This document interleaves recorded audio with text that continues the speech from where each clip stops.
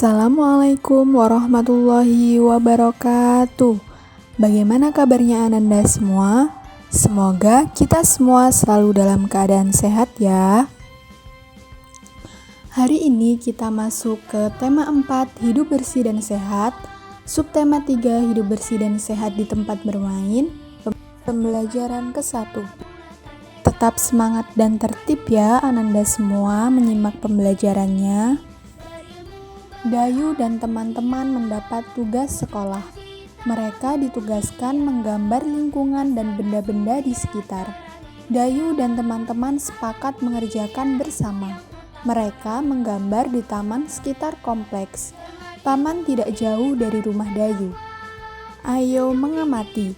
Dengarkan ibu guru membaca teks percakapan berikut ya.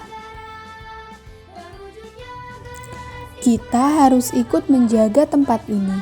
Kebersihannya harus tetap kita jaga. Teman-teman, siapa ya yang membersihkan dan merawat tempat ini?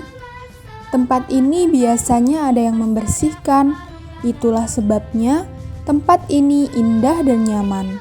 Betul, tempat ini juga terasa sejuk karena banyak pohon yang rindang.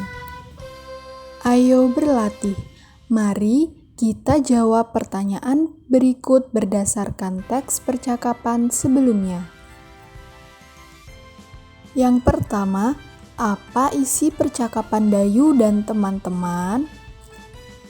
Jadi, isi percakapan Dayu dan teman-teman adalah membahas tentang menjaga kebersihan taman. Yang kedua, bagaimana suasana tempat bermain Dayu dan teman-teman? Ada yang tahu? Ya, jadi suasana tempat bermain Dayu dan teman-teman adalah indah dan nyaman. Pertanyaan yang ketiga, bagaimana pendapatmu terhadap isi percakapan Dayu dan teman-teman? Ayo, siapa yang bisa berpendapat?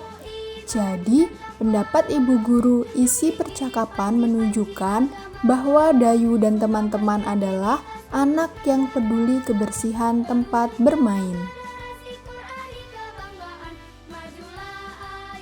Selanjutnya, pertanyaan yang keempat. Apa yang harus dilakukan agar kebersihan taman terus terjaga? Yang harus kita lakukan adalah membersihkan taman secara teratur dan selalu merawatnya. Yang kelima, apa pendapatmu apabila tempat bermain jarang dibersihkan? Ya, jadi pendapat ibu guru apabila tempat bermain kita tidak dibersihkan akan menjadi kotor dan tidak nyaman. Ayo membaca. Bacalah teks berikut dengan lafal dan intonasi yang tepat. Tempat bermain yang bersih. Tempat bermain merupakan salah satu tempat yang kita butuhkan. Di sana, kita bisa bermain dengan teman-teman. Tempat bermain juga bisa dijadikan tempat belajar dan rekreasi. Oleh sebab itu, kebersihannya harus kita jaga dengan baik. Tempat bermain yang bersih bebas dari sampah. Jika tempat bermain bersih, pengunjung akan sehat. Kebersihan adalah pangkal kesehatan. Oleh sebab itu, jika ingin sehat, kita harus menciptakan lingkungan yang bersih.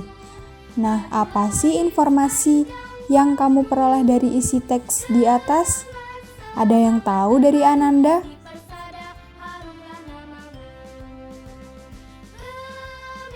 Jadi, informasi dari teks di atas adalah jika kita menciptakan lingkungan yang bersih, maka kita semua akan sehat karena kebersihan pangkal kesehatan. Selanjutnya, ayo berkreasi. Dayu dan teman-teman mulai menggambar. Mereka membuat karya 2 dimensi. Contoh karya 2 dimensi adalah gambar atau lukisan. Nah, ada yang tahu apa ciri-ciri karya 2 dimensi? Ya, yang pertama hanya memiliki panjang dan lebar. Dan yang kedua, hanya dapat dilihat dari sisi depan saja. Apa saja alat dan bahan yang digunakan untuk membuat gambar atau lukisan? Ananda semua, perhatikan gambar di bawah ini dengan teliti ya. Alat dan bahan. Yang pertama, pensil. Yang kedua, penggaris. Yang ketiga, rautan pensil. Yang keempat, krayon. Yang kelima, cat air. Dan yang terakhir, buku gambar. Apa saja langkah-langkah dalam membuat gambar? Yang pertama, menentukan ide atau gambar apa yang ingin dibuat. Yang kedua, yaitu membuat sketsa gambar. Yang ketiga, melanjutkan menjadi gambar yang lengkap. Yang keempat, memberi warna. Nah, tugas Ananda yang solih dan solihah adalah buat gambar benda-benda yang ada di sekitarmu, dan boleh juga menggambar lingkungan yang ada di sekitarmu. Nanti diberi warna dan digambar di buku gambar ya Ananda yang solih dan solihah. Kemudian difoto dan dikumpulkan ke ibu guru.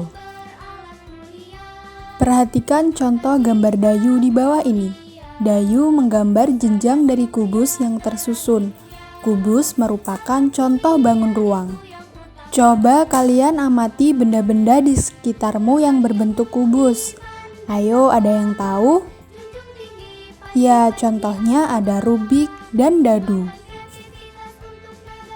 Kemudian, setiap bangun ruang itu memiliki ruas garis. Nah, kemarin sudah belajar ruas garis ya. Untuk lebih memahaminya, mari kita berlatih. Tentukan ruas-ruas garis pada bangun-bangun ruang berikut. Yang pertama, bangun ruang balok. Balok memiliki beberapa ruas garis. Mari kita hitung bersama-sama.